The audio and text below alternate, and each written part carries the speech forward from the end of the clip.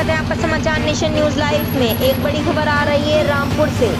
बहू ने की सास की हत्या। जी हां, थाना कैमरी में 24 बीघा जमीन के खातिर एक बहू ने अपने सास की गला घोट कर की हत्या। सूचना मिलते ही पुलिस घटनास्थल पहुंची और शव का पंचनामा भरकर पोस्टमार्टम के लिए जिला अस्पताल भेजा और आरोपी बहू को गिरफ्तार कर कोर्ट में पेश कर उसे जेल भेजा। मामला रामपुर के थाना कैमरी क्षेत्र के गांव कागा नगला गांव का है, जहां नत्थूलाल गंगावार की 85 वर्षीय पत्नी रामकली की उसी की बहू ने गला घोट कर हत्या कर दी। जी हां, ये पूरा मामला 24 बीघा जमीन से जुड़ा है।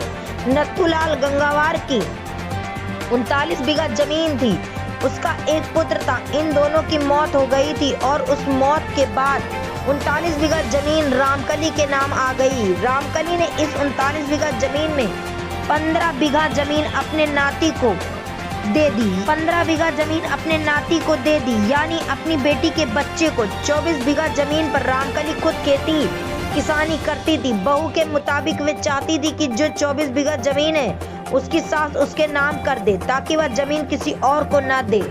इसी बात को लेकर उनकी अनबन हुई और बहू ने रामकली की गला घोट कर हत्या कर दी। वहीं इस मामले पर अपर पुलिस अधीक्षक अरुण कुमार सिंह ने बताया, कैमरी में एक बहू ने अपनी सास की हत्या की है। इसके पीछे जो कारण बताया गया है, सास के नाम जो प्रॉपर्टी है उसमें से वे अपने नाती को देना चाहती थी। बताया जा रहा है कुछ जमीन उसने दे दी थी, छोटा सा एक टुकड़ा किसी के हाथ बेच भी दिया था।